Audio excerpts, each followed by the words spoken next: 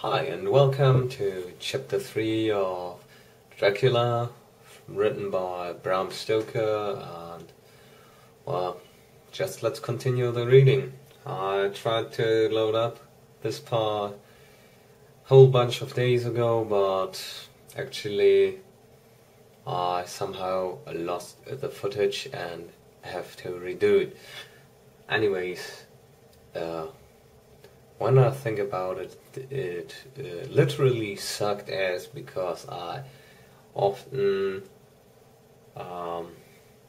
mumbled, jumbled, crosswords, and was very tired that day when I shot the original footage. And it just let's continue this. Looking feisty now, Emma. Let's begin. Chapter 3 of Bram Stokers' Dracula. Jonathan Harker's journal continued.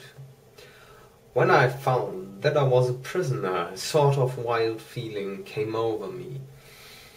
I rushed up and down the stairs, trying every door and peering out of every window I could find, but after a little the conviction of my helplessness overpowered all other things. When I look back after a few hours, I think I must have been mad for the time, for I behaved much as a rat does in a trap. When, however, the conviction had come to me that I was helpless, I sat down quietly as I have ever done anything in my life, and began to think over what was best to be done. I'm thinking still, and as yet have come to no definite conclusion. Of one thing only am I certain, that it is no use making my ideas known to the Count. He knows well that I am imprisoned, and as he has done it himself, and has doubtless his own motives for it, he would only deceive me if I trusted him fully with the facts. So far as I can see, my only plan will be to keep my knowledge and my fears to myself, and my eyes open. I am, I know, either being deceived, like a baby, by my own fears, or else I'm in desperate straits. And if the latter be so, I need, and shall need, all my brains to get through. I had hardly come to this conclusion when I heard the great door below shut, and knew that the Count had returned. He did not come at once into the library, so I went cautiously to my own room and found him making the bed. This was odd, but only confirmed what I had all along thought, that there were no servants in the house. When later I saw him through the chink of the hinges of the door laying the table in the dining room, I was assured of it. For if he does himself all these menial offices, surely it is proof that there is no one else to do them. This gave me a fright, for if there is no one else in the castle...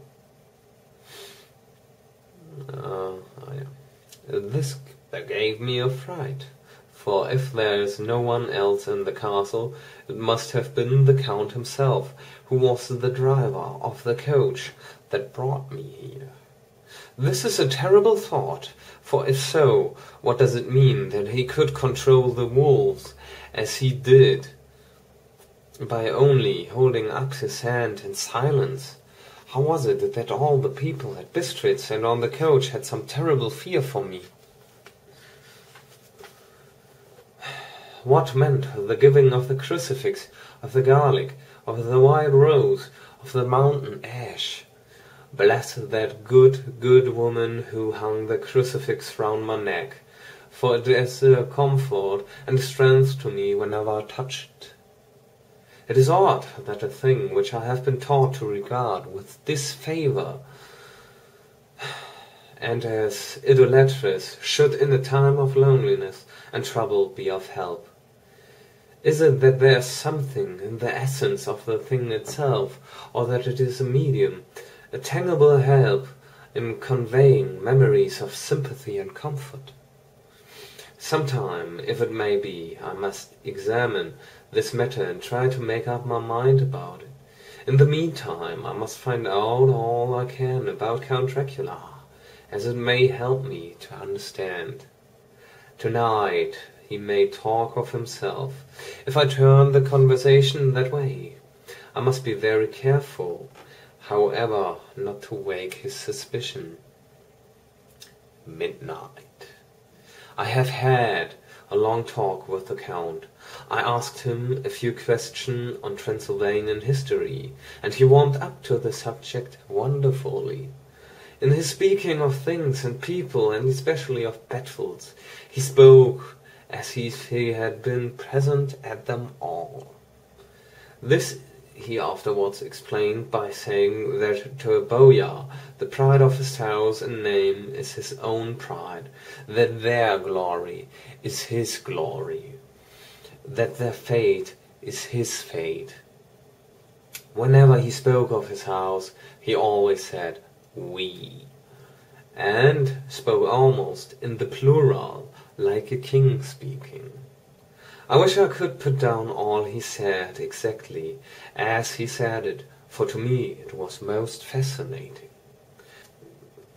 It seemed to have in it a whole history of the country.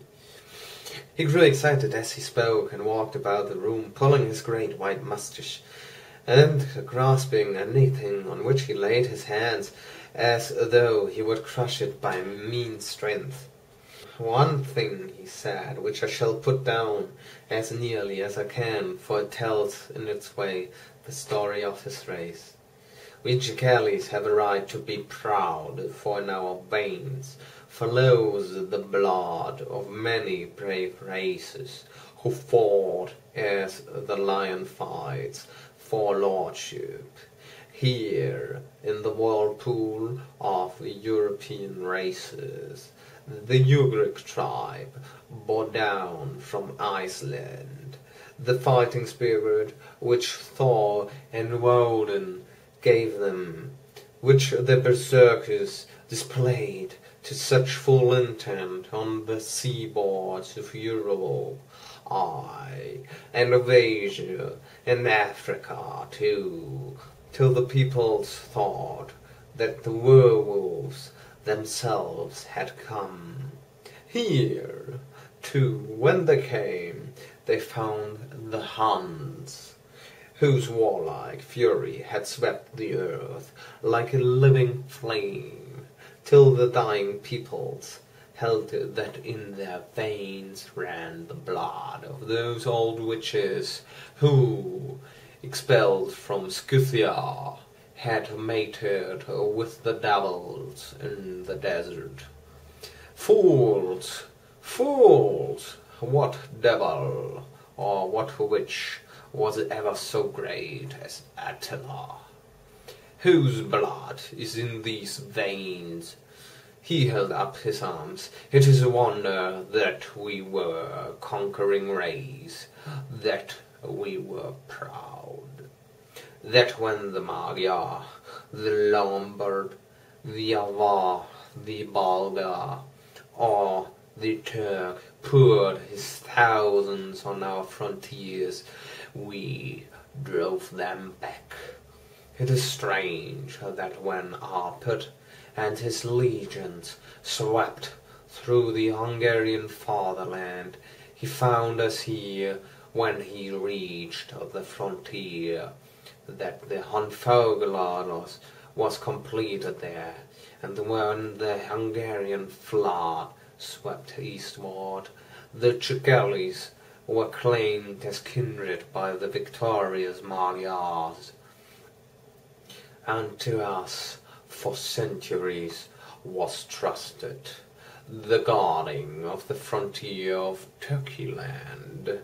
Aye, and more than that, endless duty of the frontier guard. For, as the Turks say, water sleeps, and enemy is sleepless.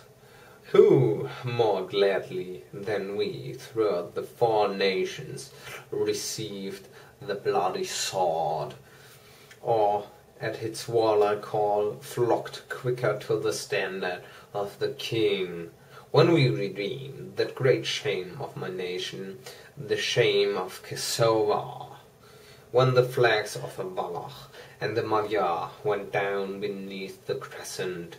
Who was it but one of my own race, who as voivode crossed the Danube and beat the Turk on his own ground? This was a Dracula indeed.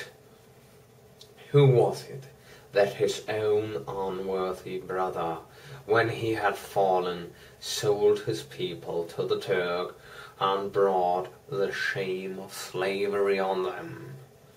Was it not this Dracula, indeed, who inspired that other of his race, who in a late age again and again brought his forces over the great river into Turkey land? Who, when he was beaten back, came again and again and again, though he had to come alone from the bloody field where his troops were being slaughtered, since he knew that he alone could ultimately triumph. They said that he thought only of himself. Bah! What good are peasants without a leader? Where ends the war without a brain and heart to conduct it? Again, when after the Battle of Mohawks we threw off the Hungarian yoke, we of the Dracula blood were amongst their leaders, for our spirit would not brook that we were not free. Ah, young sir, the Chickalis and the Dracula, as their heart's blood, their brains, and their swords, can boast a record that mushroom growth like the Habsburgs and the Romanovs can never reach. The warlike come on his behalf. It was understood that my needs only were to be consulted. I have not stinted. Is it not so? What could I do but bow acceptance? It was Mr. Hawkins's interest, not mine, and I had to think of him, not myself. And besides, while Count Dracula was speaking, there was that in his eyes and in his bearing which made me remember that I was a prisoner, and that if I wished it, I could have no choice. The Count saw his victory in my bow, and his mastery in the trouble of my face, for he began at once to use them, but in his own smooth, resistless way. "Ah, pray you, my good young friend, that you will not discourse of things other than business in your letters. It will doubtless please your friends to know that you are well, and that you look forward to getting home to them. Is it not so?" As he spoke, he handed me 3 sheets of notepaper and 3 envelopes. They were all of the thinnest foreign post, and looking at them, then at him, and noticing his quiet smile, with the sharp, canine teeth lying over the red underlip, I understood as well as if he had spoken that I should be careful what I wrote, for he would be able to read it. So I determined to write only formal notes now, but to write fully to Mr. Hawkins in secret, and also to Mina, for to her I could write in shorthand, which would puzzle the Count if he did see it. When I had written my 2 letters, I sat quiet, reading a book, whilst the Count wrote several notes, referring as he wrote them to some books on his table. Then he took up my 2 and placed them with his own, and put by his writing materials, after which, the instant the door had closed behind him, I leaned over and looked at the letters, which were face down on the table. I felt no compunction in doing so, for under the circumstances I felt that I should protect myself in every way I could. One of the letters was directed to Samuel F. Billington, number 7, The Crescent, Whitby, another to Herr Leutner Warner. The third was to Coutts & Co. in London, and the fourth to Herren Klopstock and Bilroyd, bankers, Budapest. The second and fourth were unsealed. I was just about to look at them when I saw the door handle move. I sank back in my seat, having just had time to replace the letters as they had been, and to resume my book, before the Count, holding still another letter in his hand, entered the room. He took up the letters on the table and stamped them carefully, and then, turning to me, said, "I trust you will forgive me, but I have much work to do in private this evening. You will, I hope, find all things as you wish." At the door he turned, and after a moment's pause said, "Let me advise you, my dear young friend, nay, let me warn you with all seriousness, that should you leave this room, you will not by any chance go to sleep in any other part of the castle. It is old and has many memories, and there are bad dreams for those who sleep unwisely. Be warned, should sleep now or ever overcome you, or be like to do, then haste to your own chamber or to these rooms, for your rest will then be safe. But if you be not careful in this respect, then—" He finished his speech in a gruesome way, for he motioned with his hands as if he were washing them. I quite understand. My only doubt was as to whether any dream could be more terrible than the unnatural, horrible net of gloom and mystery which seemed closing round me.